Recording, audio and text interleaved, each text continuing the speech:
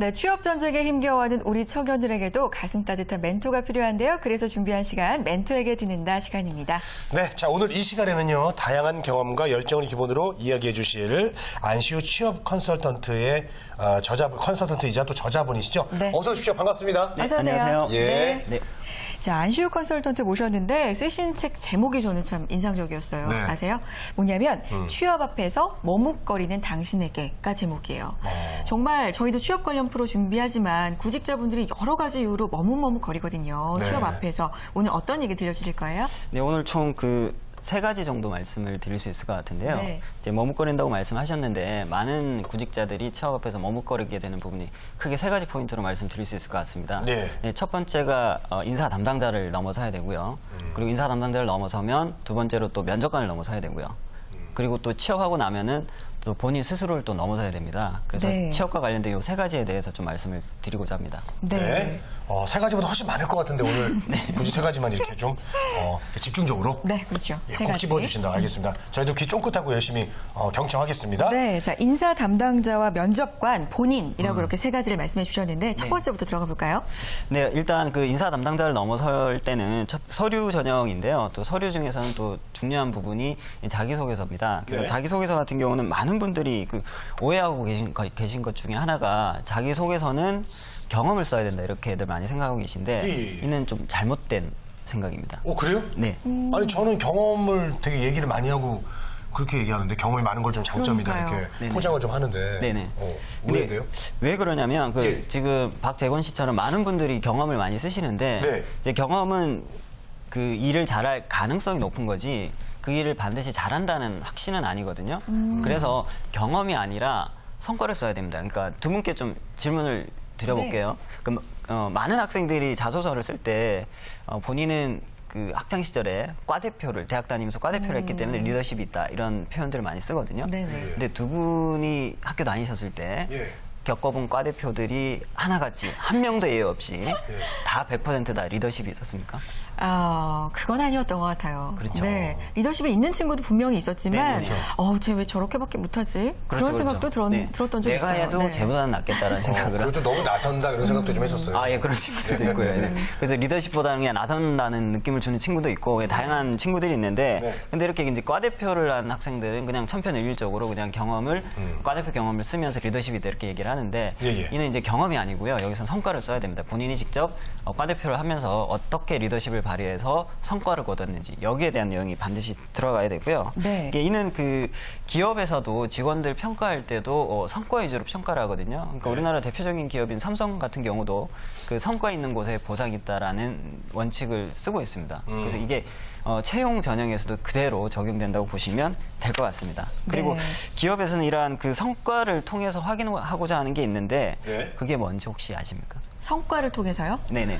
이 사람이 얼마나 회사에 들어와서 능력을 네. 발휘할 수 있는지, 네네네. 그런 어떤 가능성? 그런 걸 네네. 보는 게 아닐까요? 네, 그 가능성이 이제 기업에서는 역량이라고 표현을 하는데요. 네. 성과를 통해서 역량을 평가를 합니다. 근데 그럼 이 역량 뭐냐? 그러니까 역량에 대한 정의는 많은 학자들이 다양하게 하고 있는데 네. 공통적으로 언급되는 부분들을 좀 말씀을 드리면 역량이란 그 성과를 내기 위한 구체적인 행동 양식을 말하고요.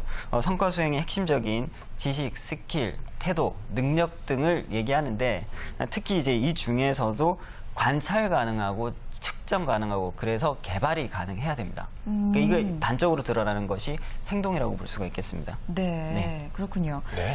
자, 역량이 중요하다 이렇게 말씀을 해주셨고요. 다음 내용으로 넘어가 보죠. 세 가지나 있으니까 바쁩니다. 네. 다음 뭔가요? 네, 다음 부분은 그 자기소개서 중에서도 그 자기소개서에 대한 또 하나의 얘기를 네네. 좀 질문을 드리면 네. 자기소개서의 주인공은 뭐라고 생각하십니까? 자기소개서 안에 주인공이요? 네. 예. 자기소개서니까 자기겠죠? 자기 자신? 그렇죠. 아닐까요? 우리 자기는 아니겠죠, 설마. 아니겠죠. 혹시 그 보리. 멘트는 안 하시기를 나 자신. 잘했는데. 예, 예. 지금 그 농담은 안 하시길 바라셨다고 하잖아요. 아니면 이게 또 해줘야지 여러 가지로. 예, 예. 아, 예. 네, 보통 누군가요, 주인공? 네, 자기소개서라고 하면 대부분 이제 자기 자신이 주인공이다. 당연히 그렇게들 생각하시고. 그렇죠. 네. 예. 실제로 또 그 취업 서적 중에서도 이렇게 이제 가정을 하고 쓰신 분도 많은데, 자기소개서는, 자신이 아니고요. 예. 직무입니다. 직무. 네네. 직무요. 그러니까 예를 들면, 한국경제TV에서 만약에 아나운서 채용을 한다 그러면, 네. 인간 홍선혜를 뽑을까요? 아니면 아나운서 홍선혜를 뽑을까요? 인간이자 아나운서. 그래서 아나운서 네, 홍선혜를 뽑지 뽑지 않을까요? 예, 그렇죠. 무게 중심을 둔다면 네. 아나운서 홍선혜를 그렇죠. 뽑겠죠. 예, 그래서 당연히 직무 전문가를 채용하게 됩니다. 네네네. 그래서 인간에 대해서 자기소개서를 쓰는 거는 크게 의미가 없다고 봐야 되겠고요. 네. 그래서 지원하는 직무를 중심에 두고 작성을 하셔야 됩니다. 예, 이 얘기는 반대로 뒤집으면 지원할 목표가 없는 상태에서 자기소개서를 쓰는 건 아무런 의미가 없다는 얘기도 되겠습니다. 네, 네, 그렇군요.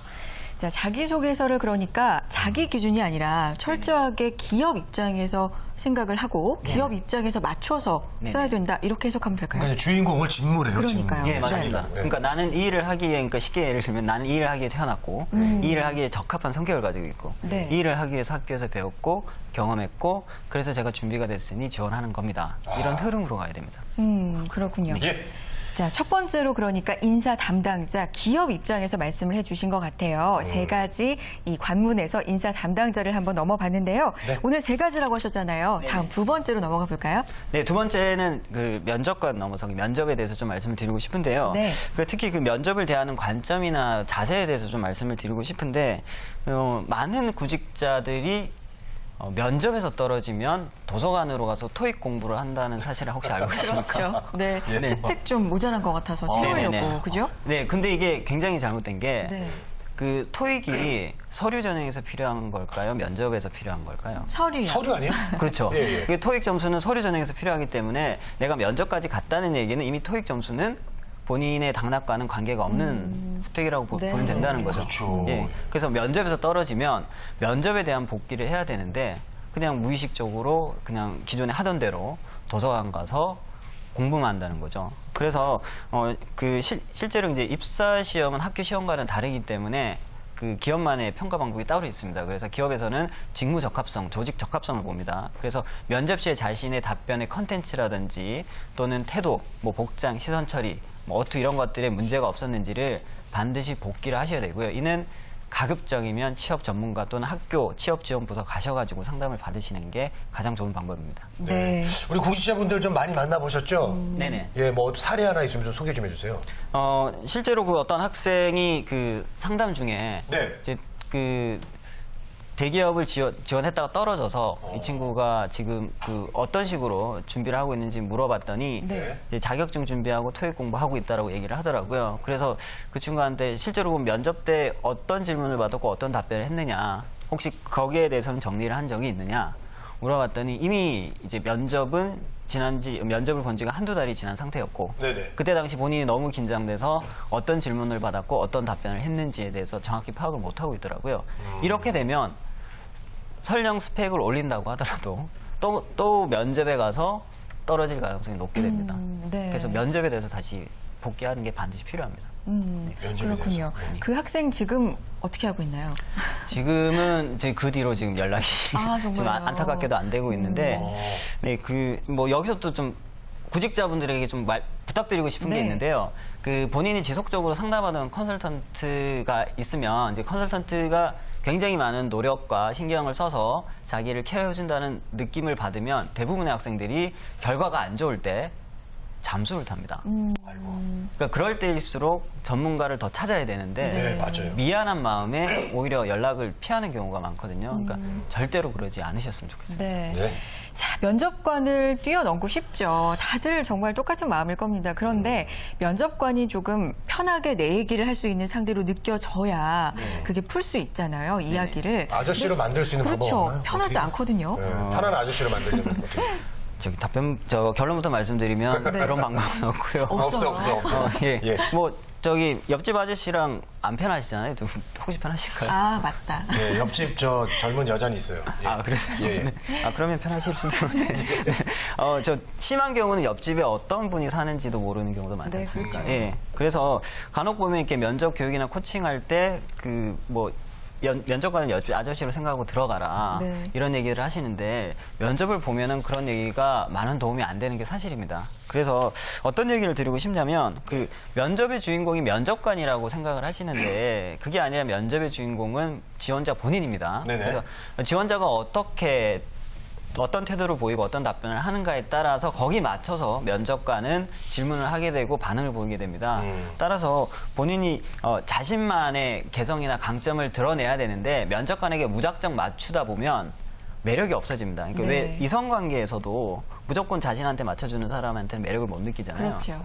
이게 면접도 이렇게 넓은 의미로 보면은 인간관계이기 때문에 좀 그런 것들이 좀 필요합니다. 그러니까 자신만의 개성이라든지 특기를 이렇게 보여줄 수 있는 것들이 필요합니다. 네. 네. 자, 이제 세 번째로 넘어가겠습니다. 너무 궁금해져요, 세 번째가. 네, 세 번째는 예. 취업 전략과 관련된 내용입니다. 예. 뭐 전략에 대해서 좀 말씀을 드리면 그 전략은 목표가 분명할 때 세울 수가 있는데요. 근데 문제는 우리가 그 목표를 세운 이후에 그 목표 이후의 것도 생각을 해야 되는데 그런 것들을 생각 안 한다는 게 그 문제점이 네. 있다는 거죠. 왜 그 우리가 월드컵을 목표로 해서 그 전국에 월드컵 경기가 많이 세웠지 않습니까? 근데 지금 그 경기장들이 만성 적자에 시달리고 또 우리가 그렇죠. 왜 다이어트는 성공과 동시에 요요가 같이 오고 그래서 이제 목표와 목표 이후를 생각을 해야 되는데 그러지 않고 이렇게 하다 보니까 취업 역시도 그냥 급급하게 취업하는 데만 이제 포커스를 두고 있는데 일단 그것부터 생각이 저는 좀 필요할 것 같습니다. 네. 자, 취업 앞에 머뭇거리는 예비 구직자들을 위해서 오늘 안시우 컨설턴트께서 세 가지를 넘어야 된다 이렇게 자세하게 설명해 주셨는데요. 네. 오늘 사실은 더 많은 내용 준비해 오셨거든요. 생방송 시간상 여기까지 들을 수밖에 없는데요. 아쉽네요. 마지막으로 네. 네, 구직자분들에게 좋은 말씀 정리 좀 부탁드릴게요. 네, 많은 구직자들은 본인이 토익 점수가 되면 또는 자격증을 따면 내가 인턴 경험을 하게 되면 취업 그때 입사 지원을 하겠다라고 얘기를 하는데 그때는 오지 않거나 오더라도 굉장히 늦게 옵니다. 그래서 준비되면 취업하겠다라기보다는 지금 지원하면서 준비를 하시는 게 더 효과가 높거든요. 그래서 움직이면서 취업 준비도 하시고 입사 지원도 하셨으면 좋겠습니다. 네, 알겠습니다. 알겠습니다. 멘토에게 듣는다. 오늘은 안시우 컨설턴트와 함께했습니다. 오늘 좋은 말씀 고맙습니다. 네. 감사합니다.